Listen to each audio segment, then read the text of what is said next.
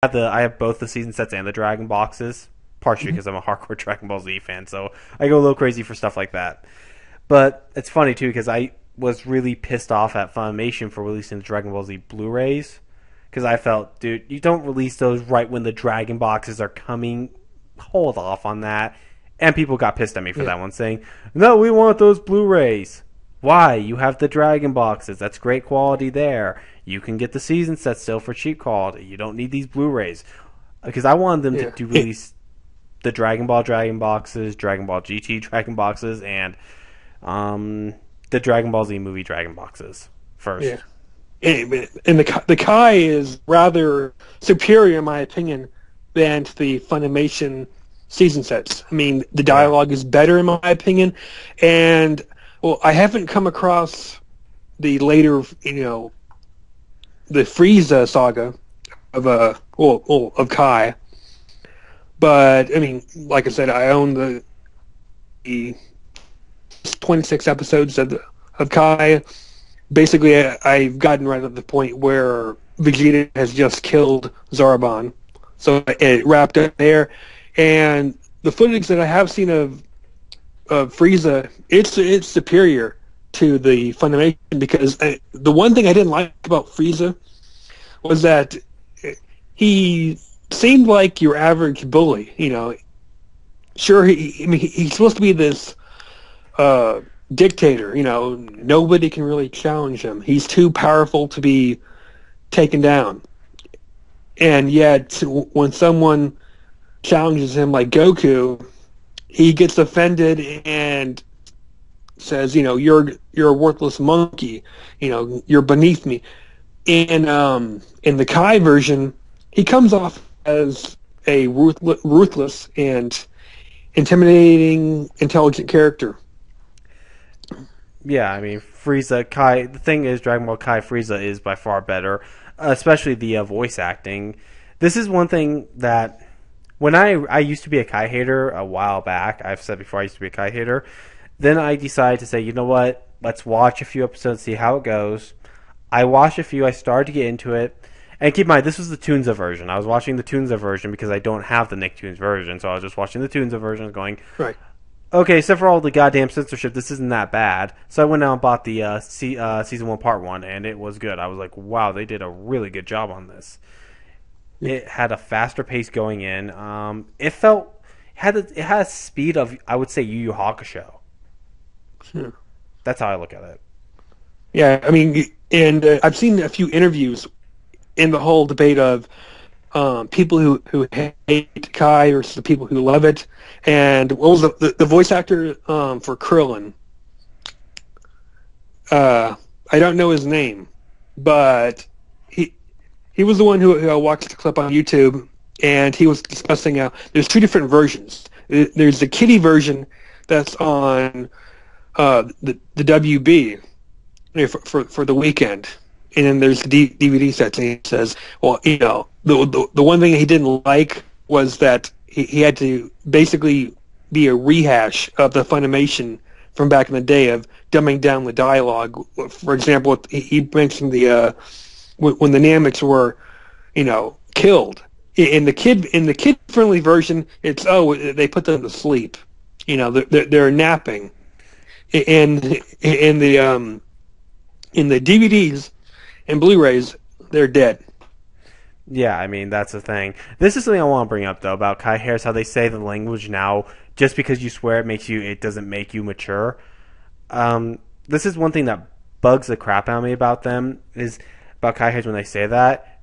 Did you watch the original Dragon Ball Z in Japanese, or watch any of the fucking movies? Especially Fusion Reborn, where Pikkon starts swearing like a freaking sailor. Oh, yes. I remember that, where I saw it in the subtitled version, where there's this huge barrier in the other world, and punching it, kicking it, doing blasts doesn't work, and Pikkon gets bent up with rage and frustration, and he just swears, and that cracks it. So then he piles on the curse words, and basically breaks right through it. Yeah, I mean, it's just like, There was swearing in the original Japanese one. So then you're saying the Japanese version is for immature little kids as well. I mean, Yeah, and another example is even in the TV series, there has been swearing. Namely, the part where Goku is fighting Frieza, and it's after he's turned Super Saiyan, and he's charging up his Kamehameha, and right before he fires it off, he says, "Go to hell, Frieza."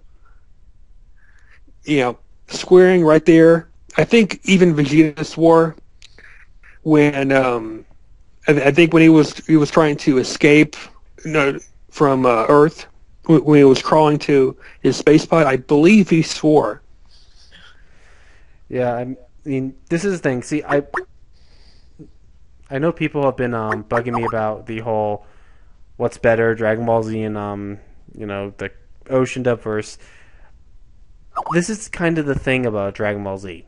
As much as I like the Ocean Dub version, okay, Brian Drummer and Chris Sabbath, they're okay. I say they're about equal when it comes to the performance for Vegeta. They did both a good job on it.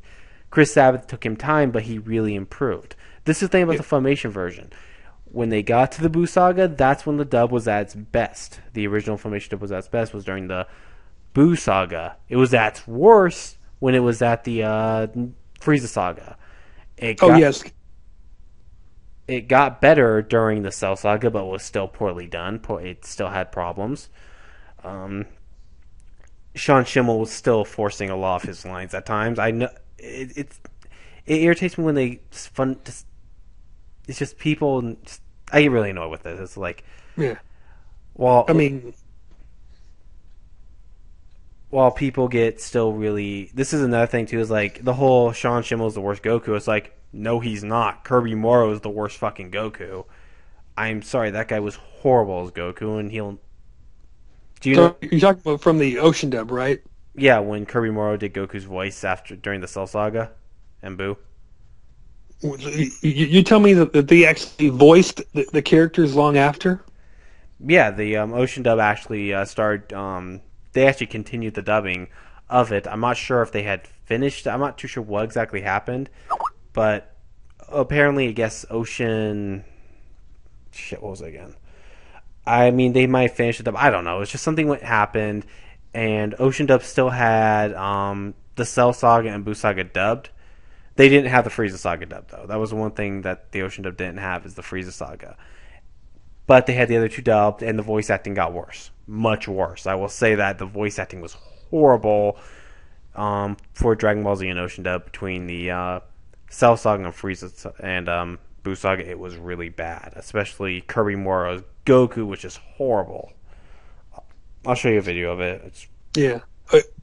I mean, speaking of the Funimation voice actors, have you come across the Kenichi, History's Strongest Disciple? Oh, Kenichi, the Maya's Disciple? I haven't seen that one yet. Yeah, it is a really good anime. I have viewed the episodes. It's got a few familiar voice actors. I know Chris Sabbath, or no, Chris Sabbath, who does the voice of Goku. He does the voice of Vegeta, Piccolo, Yamcha. He voices one of the characters on there, which is the Karate Master.